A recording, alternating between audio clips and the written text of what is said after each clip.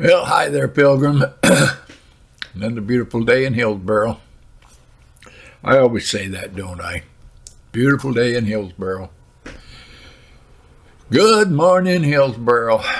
Yep, it's a blue sky today, and it's green trees, and it's a beautiful backyard, which I can hardly see because of these rose bushes in front of my window.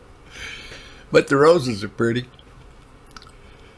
And it's just the last of those. They'll soon be gone. But I'm here. I'm smiling. I got my Bible open, some reading to do. And I got to ask all of you folks, all you fellow pilgrims, all my brothers and sisters, like and subscribe. It helps. I don't get a penny from Google or from YouTube, but it'd be nice if I did. It would help pay for all this equipment. Anyway, I hate that. I hate asking for likes and subscribes. It sounds like I'm doing this for money, for moolah, no, I'm not. Psalm 70, verse 4. May all who seek you rejoice and be glad in you. May those who love your salvation say evermore, God is great. I do this for God, for no other reason. Because I want everybody to know Jesus as I know him. I want everybody to spend time in scriptures and get to know him better. It's a great pity that so many professors have only a religion of feeling, just a bunch of emotion.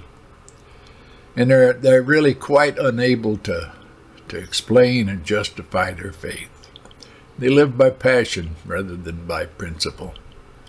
Religion is in them a series of paroxysms, a bunch of fits, a succession of emotions. They were stirred up at a certain meeting in their life, and they got all excited and carried away and went forward and all that. And let us hope that they were really and sincerely converted. But they have failed to become, to the fullest extent, disciples or learners, really. They don't sit at Jesus' feet.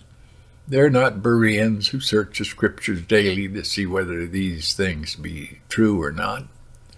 They're content with the mere rudiments, the simplest elements. They are still little children, need to be fed with milk, or they can't digest the strong meat of the kingdom. Such people, they don't discern so many reasons for admiring and loving the salvation of God as a diligent and enlightened, Spirit-taught believer does. I would to God that all of us, after we have received Christ, meditated much upon his blessed person and the details of his work and the various streams of blessings. Showers of blessing we need. Yeah. All those streams of blessings which leap forth from the central fount of Calvary's sacrifice. All scriptures profitable, but especially those scriptures which concern our salvation. Some things lose by observation and are most wondered at when least understood, but the gospel, it gains by study. It gets better and better the more times you read it. No man is ever wearied in meditating upon it, nor does he find his admiration diminished, but abundantly increased. Blessed is he who studies the gospel day and night and finds his heart's delight in it.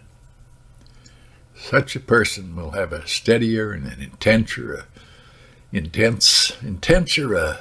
affection for it, in proportion as he perceives its excellence and unsurpassing glory.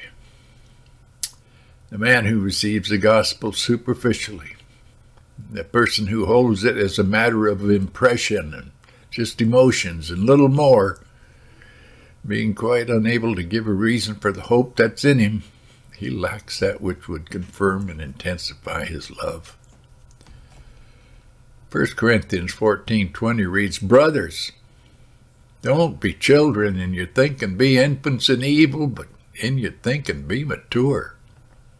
Ephesians 4:14, so that we may no longer be children, tossed to and fro by the waves and carried about by every wind of doctrine, by human cunning, by craftiness and deceitful schemes.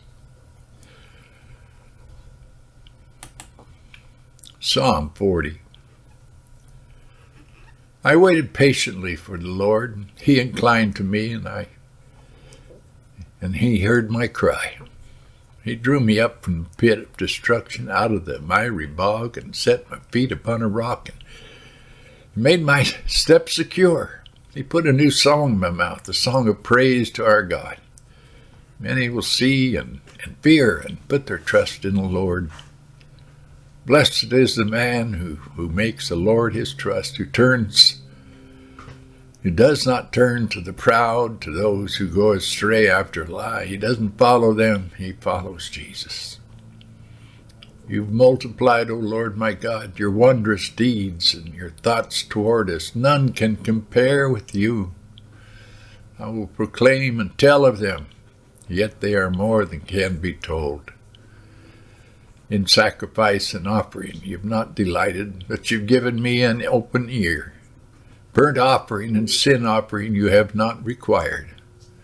Then I said, Behold, I've come. In the scroll of the book it's written of me. I delight to do your will, O my God. Your law is within my heart. I've told the glad news of deliverance in a great congregation. Behold, I have not restrained my lips. As you know, Lord, I have not hidden your deliverance within my heart. I have spoken of your faithfulness and your salvation. I have not concealed your steadfast love and your faithfulness from the great congregation. As for you, O Lord, you'll not restrain your mercy from me.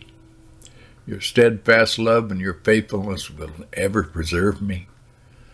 For evils have encompassed me beyond number. My iniquities have overtaken me, and I cannot see, and they are more than the hairs on my head. My heart fails me.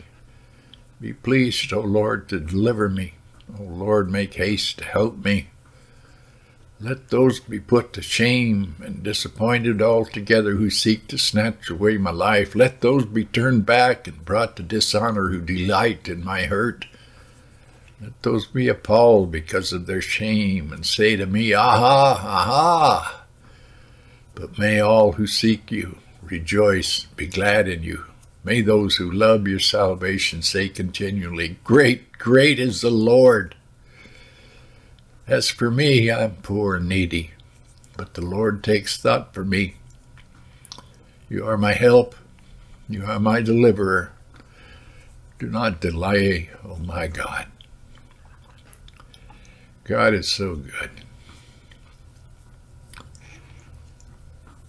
Well, God bless, Pilgrim. Have a blessed day with Jesus.